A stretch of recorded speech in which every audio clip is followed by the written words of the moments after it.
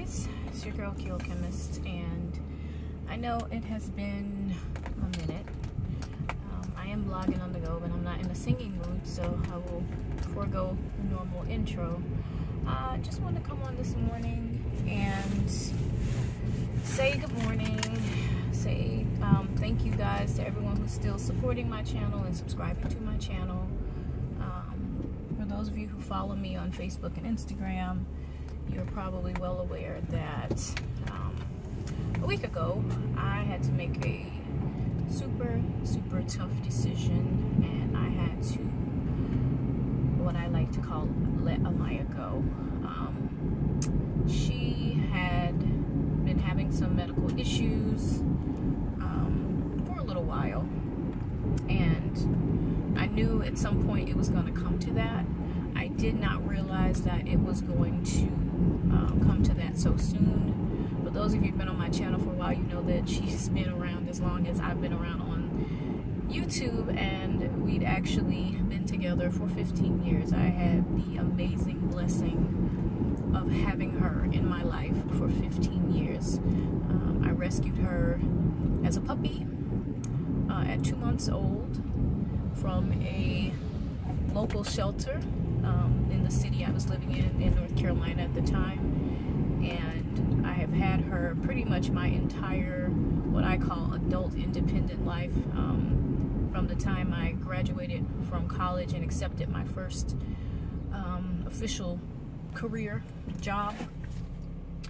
About 6 months after living on my own, I decided that I wanted to get a dog, and I went to the shelter and I found this mother who had been dropped off with a litter of puppies, and they were all in the area together, and I looked in the corner and I saw the runt of the litter.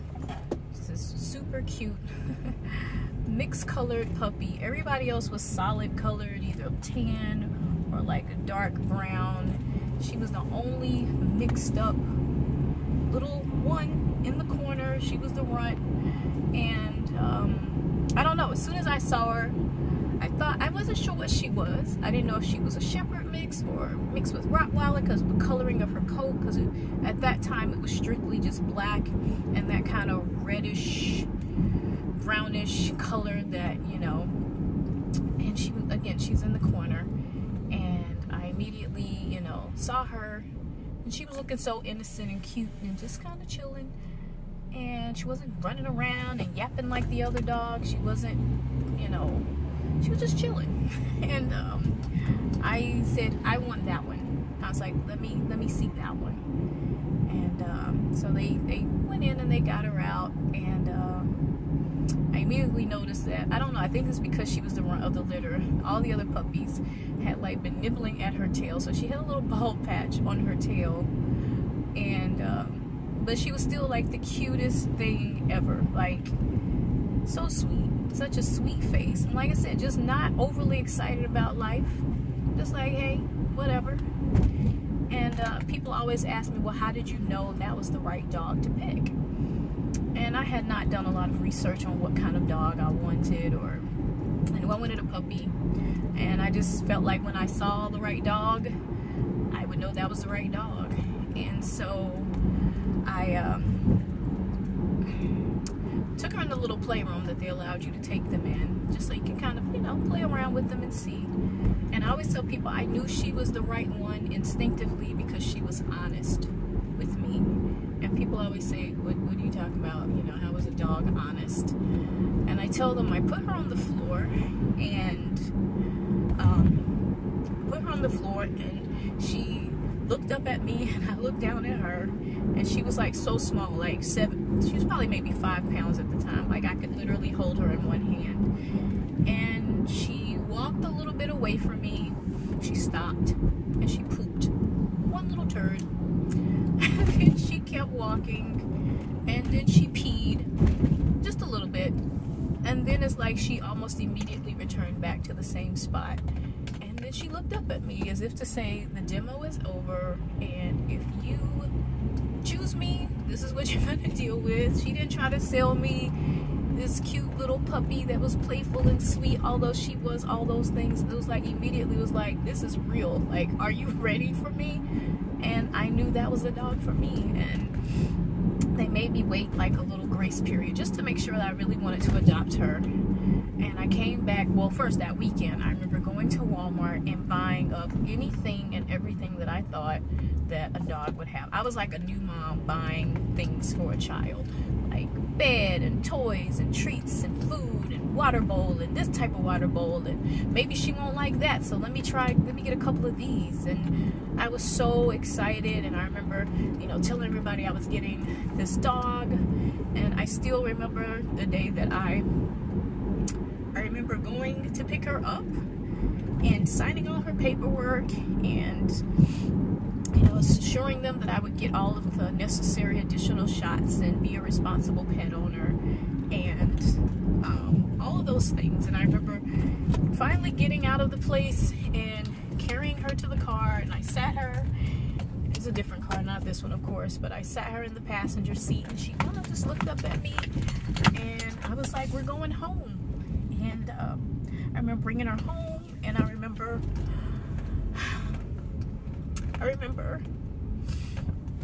just everything about that first day, putting her, you know, in the grass where I was staying, and she just kind of sat there like, okay, like, what do you want from me? I remember her feeding her first little meal in her dog bowl, and her drinking water, and I remember playing with her. And then I remember trying to get a puppy to go to sleep for the first night by herself. And I remember putting her in this little doggy bed. It was a little red, like one of those little cushy soft beds, and I bought it, and I put her in it, and I put her beside my bed. And she cried, and she cried, and she cried. So then I tried the whole, you know, give them something that smells like you. But then I thought, she doesn't really know me yet, so that's not going to be impressive. So finally, the only thing that made her rest, and I still have a picture, and I think I posted on Instagram a while ago of her sleeping in the bed. That was the first night I had her at home, is that I had to, because I insisted, I was like, you're not sleeping in my bed. Like, I'm not going to start that. But I finally broke down, and I put her bed on top of my bed, and she finally went to sleep. And, you know, that was day one, and I have so many beautiful memories. But what I really wanted to say, and I'm here at work clearly, but what I really wanted to say to you guys is, for people who, you know, you're considering getting a puppy, and you know, it's a great selling point, you know, they're cutesy and they're fun, and you're thinking about all the fun and the beautiful experiences you're gonna have with this puppy, because it's a puppy and they're young. But I guess what I encourage, because some people eventually get those puppies grow up, and then people, for whatever, decide they don't want them anymore. What I guess I challenge anyone who's deciding to get a pet, whether it be for you or for your child, is that, you know, think it all the way through to the end, because it's a beautiful experience, don't get me wrong, but toward the end you may have to make some tough decisions. And I'm not trying to scare anyone away from, because I think I will definitely at some point again have that experience, but just think it through. It is a real commitment, and they really do bond with you, and they become attached to you, and in the end you have to make those decisions that are hard. But I feel like everything that I did up into, you know, her last day, I did it out of love, I did it out of commitment, and I did it because I appreciated the love that she gave me, which was by far the most unconditional love I have ever experienced. I tell people now, and I've said this to family, and I've said this to friends I've known my whole life, I said I have not had a better relationship, a more loving relationship. You know, they connect with you, and they adapt to you, and they just love you, like, no matter what. And Amaya has been with me through all kinds of ups and downs and highs and lows.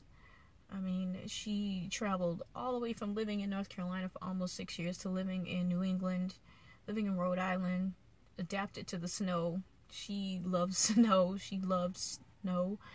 And yeah, just, you know, I always wanted to buy a house so she could have a backyard, but I never was able to do exactly that. I bought a townhouse, not a house, and I always regret that I never gave her a backyard. But she loved just chilling on the deck, and she never seemed like she missed out on anything. And I know some people are going to watch this and you don't have pets, or you don't get animals, and you don't get people's connection, and that's perfectly fine. And I know this may be all over the place, but I really just want to convey to people that it is a lifetime commitment. I mean, 15 years is not your lifetime per se, but it's theirs. And I think when you go to choose that cute little puppy in the store, just, you know, be mindful that they're looking for you to commit for a lifetime, and that will be filled with beautiful things and highs and lows, and sometimes frustrating moments because they have to learn and grow. But it will also at some point potentially come to a sad point. And that was what happened for me. And, you know, I'm just trying to focus on all the happy times with her.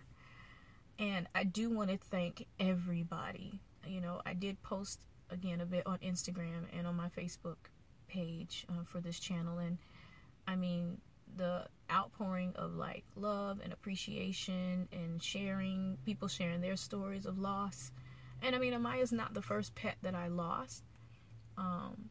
But she's the first dog that I had for a significant amount of time that I connected with. Like, she was like my best friend. Like, you know, she was always there, you know, and it got to a point, and it's like she was part of my daily routine. You know, I factored her into everything I did. You know, if I wanted to travel, I had to factor in, you know, making sure she had a place to stay and making sure that she was okay. You know, if I just wanted to go out after work, I had to, you know, let people know, well, when I leave work, I have to go home first to let her out, because it's just me, and it was just me and her. And now, you know, it's only been a week, but, you know, the house just seems, the energy in the house is like so almost dead. Is a mean, I guess, kind of a sad thing to say, but it's like dead energy. Like, I don't feel that same energy when I come in the house. It's so quiet. I don't know. It's not the same. It almost doesn't feel like home. Even though it's my house, it doesn't feel like home because she's not there. But I know in time my heart is going to, like, heal, and I'm going to be okay, and I'm not going to just, you know, cry about any little thing. And I'm looking forward to that point, but I am going to allow myself this time to grieve and to miss her, because she was an amazing dog. And I know everybody thinks they're a dog or whatever was amazing, but she was amazing. And I just, you know, just wanted to come on and share with you guys a little bit about, you know, how we came to be, and just, again, to kind of impress upon you, you know, if you do have an animal in your life, please love up on them. Don't hurt them, don't abuse them. They're innocent, and they just want you to be there. And if it's, you know, people sometimes see dogs and they're like, oh, that breed is a bad breed or whatever. I don't think animals, they're like kids. I think, to me, they're like babies. They don't start out bad. Yes, they have instincts, they're animals, I get that, but it's like, it's whatever you nurture in them is what comes out of them. So if you nurture that killer instinct, then that's what they're gonna be like. And if you nurture, you know, that other gentle, caring side, then that's what comes out. And don't get me wrong, there are some animals out there that, you know, you may find in a shelter that, you know, are just broken and hurt, and so they act out. But again, I think that's just based on the fact that some people treated them poorly. So yeah, this is all over the place, and hopefully you get something from it. Hopefully you get from it what I wanted, which is to share a little bit about an amazing spirit that I was blessed to have in my life for 15 years, and that you get a little bit about the importance of making sure that, you know, when you choose to commit to adopting or purchasing an animal, that you recognize that it's a lifetime commitment, at least for them. And yeah, guys, I'm hoping I'll be back soon with videos. Just right now, I'm just trying to try to keep myself going and happy and focused. And I'm so thankful I have so many amazing friends in my life and my family has been amazing. I mean, people have checked on me, people have sent cards and flowers, and they call and they check on me constantly. I'm so blessed, but I will forever miss her because, I mean, she was amazing. It's just amazing little ball of furry energy that was just, I don't know, she made me responsible, and she made me loving and caring and patient, and she showed me a lot about who I was.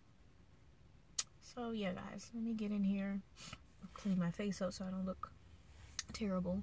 Even my coworkers have been great, though. I mean, a lot of them are animal lovers and dog lovers, but this video is very long, and thanks so much. Just wanted to come on and say I'm still here, and I appreciate you. Bye, guys.